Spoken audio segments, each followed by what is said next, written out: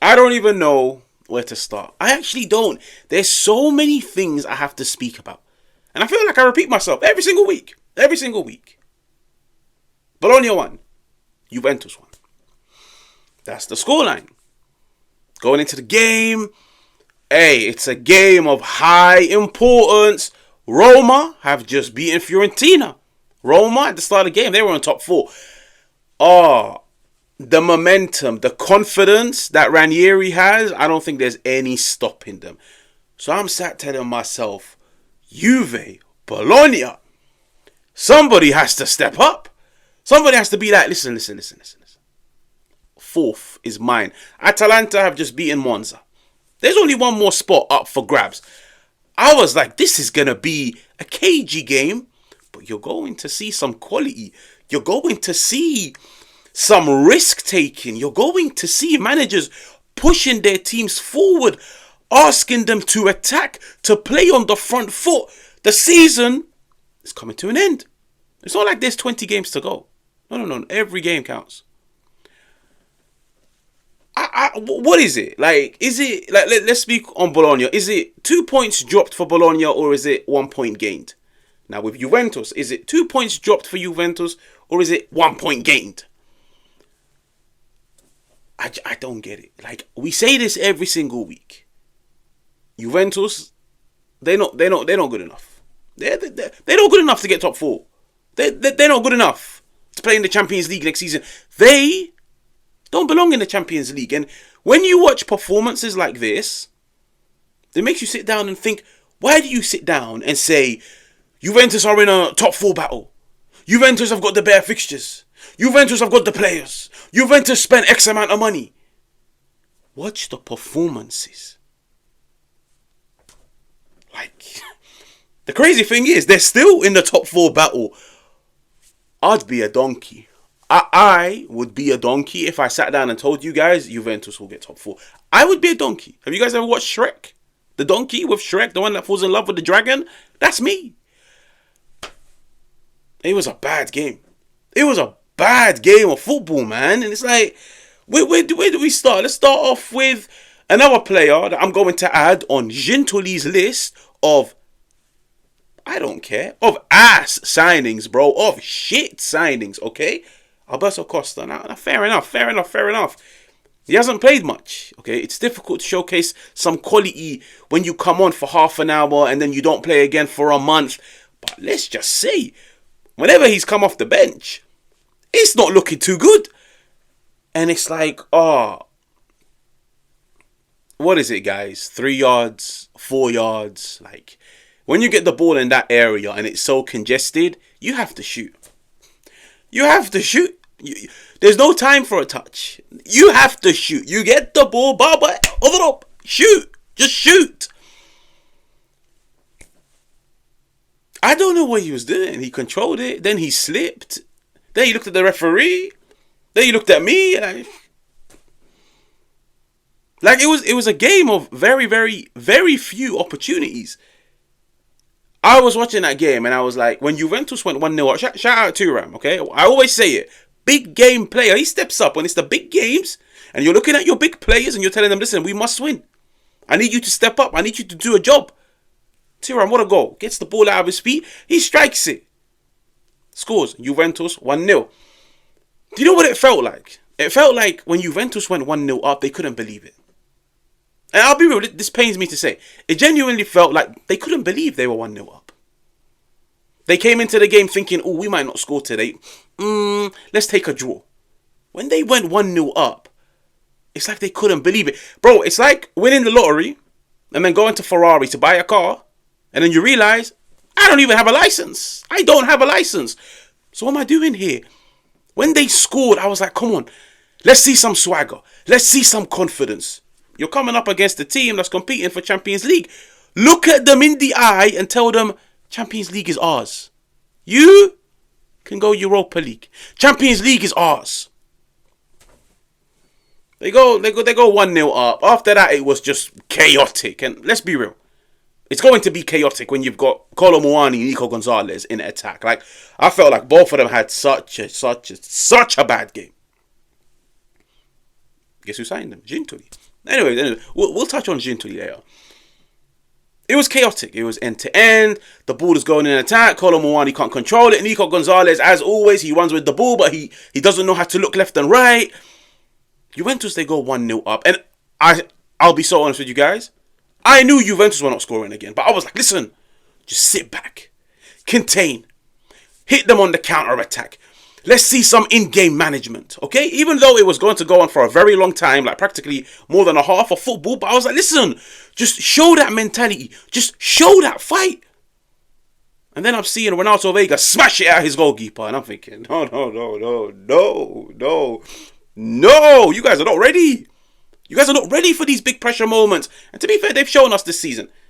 Empoli, PSV, Parma, Atalanta, Fiorentina, the list goes on. I've got so much to say, but it's like I don't have the energy to say it. They go 1-0 up. Then you're thinking, cool, second half. I feel like everybody, when the second half started, knew Juventus were conceding. Everybody knew Juventus were conceding, okay? The only thing that we didn't know was when. So you might say, Haj, 48 minutes. I'll be like, no. 55 minutes. The other guy will be like, no. 60 minutes. The other one will be like, hey, 66 minutes. We didn't know when. But we knew Juventus were conceding. You know that goal? I feel like even if you were to watch it on the highlights, it probably just shows you like the last 5 seconds of it. Go back and watch that goal from the start to the finish. Okay?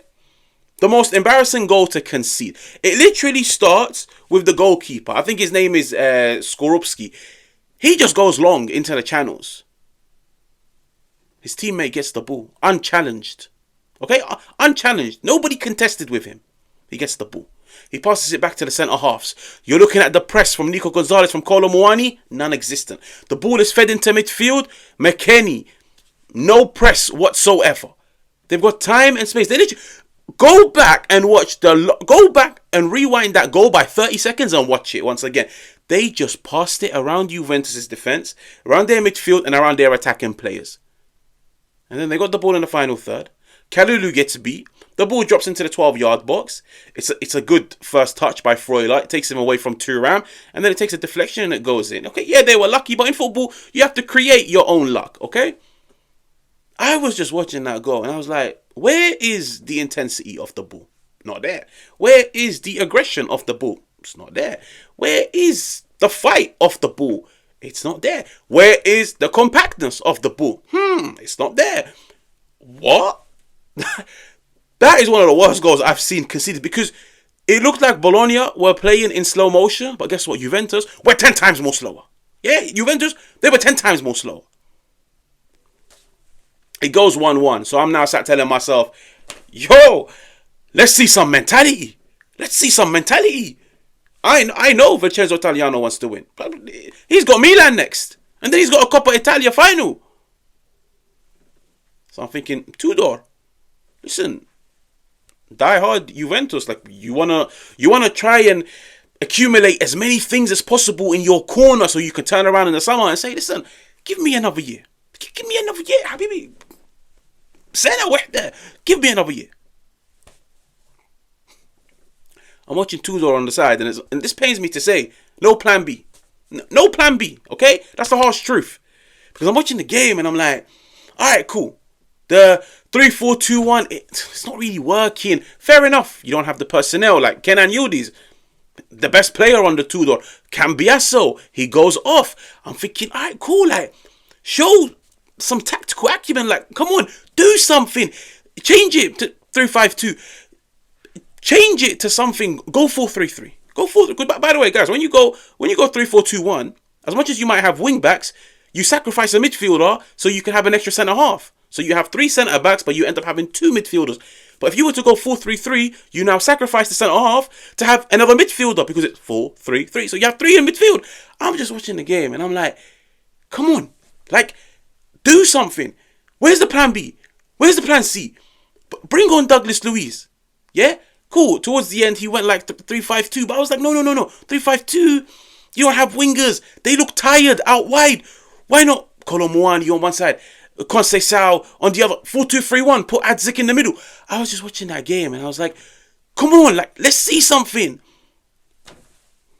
It genuinely felt like Tudor was happy with the draw because the draw keeps Juventus in the race. If Juventus had lost, you could probably turn around and say it's over. Like, let's be real. If Juventus had lost and now Bologna have the advantage, you could turn around and say top 4 is over. Fair enough. Mathematically, it's still possible, but it's not that likely. A draw keeps Bologna in the top 4 battle. It keeps Juventus in the top 4 battle. But what it does, even though it keeps you in it, do you know what it does? It invites other teams into the battle. Okay? Because a month ago, the battle was 2-3 teams. I'm seeing Lazio are now in it. Lazio, Roma, Juventus are all on the same points. Bologna are 1 point behind. Like, it's now become a 25% chance for Juventus. But 2-3 months ago, it should have been done. It should have been buried. They had a big enough gap. I don't know, bro. Like, I was just watching it towards the end and I was like, let me see something. And then he brings on Mbangula. He brings on Adzik, like a kid that's been doing so well in Serie A. And I'm thinking, why are you bringing them on the 87th minute? Why? Like, I've played football. I watch too much football. When you bring on a player 87th minute, that's not enough time, guys. I'll be honest. Especially towards the end of the game when our players are beginning to time waste, players are fatigued. You don't know how much the added time is. By the way, it's not like somebody sat down Tudor and said to him, by the way, we're getting 6 minutes of added time. It could have been 1 minute. So let's just say hypothetically, it was 1 minute. Why are you bringing on a player on the 88th minute? So that means he's getting 3 minutes. I was just watching that game and I was like, Vincenzo Italiano, Castro, you're on the 79th minute. I'm giving you 10 minutes minimum and then whatever the extra time is. Why? Why not do it? Why wait till the 87th minute? By the time a player gets onto the pitch, by the time he feels himself, by the time he gets a few touches of the ball, the game's done. And that's exactly what happened. I don't even think Mbangula touched the ball. So I was just like, Tudor, come on, man. Like, show me some plan B. Show me some fight. Like, show me some bravery. Show me that, yes, if you push the entire teams forward and then you get caught on the counter-attack, everyone will be like, oh, like, you should have sat back and this and that. But I'll be honest with you guys.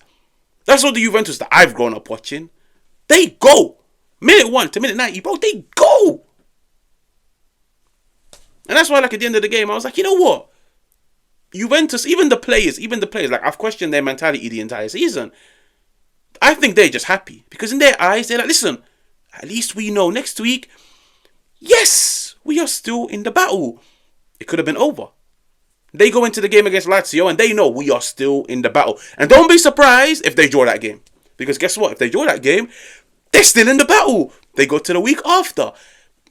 Bruh, come on, man. Like, what's the point of staying in the battle? Why not end the battle? End the war. Look at the teams that you're competing with for that position and tell them, I'm taking 3 points and you're taking 0. Do you know why? Because I want to cement my spot in the top 4. I want it. It's mine. I'm ready to claim it now. None of this, I don't want to claim it today. I'll claim it next week. Not next week. You know what? I'll claim it the week after. It's sunny. It's too hot. I didn't bring my sunglasses. I might get sunburned. I want it the week after. That's what it looks like. Yeah? I hate draws in football. I hate draws. Bro, just go for it. Yeah? Go for it. You got the players. Yeah, you got to trust yourself as a coach. Trust yourself. But I'll be real. Whatever happens this season, top 4, top 5, top 6, top 7, Gintoli, like I'm seeing a bit. I think Gintoli's not coming under heavy criticism at the moment because the season is still ongoing. So everybody's primary focus is the club, the players, the coach. That's what's most important. In the summer, when everything is put to bed, the season is over, the players are on their holidays, that's when you start looking at board members. I think the damage this dude has done this entire season is sackable, bro.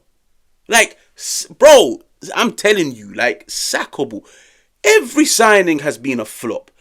The players that were on loan have been trash. The marquee signings have been trash. Mentally, physically, technically. You don't spend nearly 200 million and build a squad like this. You don't. Give me 200 million. I'll get Juventus competing for the Champions League. Give it to me. Nah, man, it's criminal. Like, I was watching Juventus in the second half and I was like, in my opinion, Nico Gonzalez is not really a great player. Colomwani, he's not really a great player. But I'm just sat telling myself, why is it all of these great players are playing at Juventus at the same time? Do you see what I mean? Like, sometimes you've got an amazing team, but you've got 1-2 guys, they're rubbish. But you're like, listen, at least everybody else is good. Why is it Juventus at the moment have got all the crap players playing together every single week? It's like they went shopping in the trash. Wallah, I don't have the energy. I'm tired. Okay? Bologna 1, Juventus 1. If you're new, be sure to subscribe. Be sure to hit the like. We've got a lot to talk about, guys. But we will cover that throughout the week. I will catch you guys hopefully next week.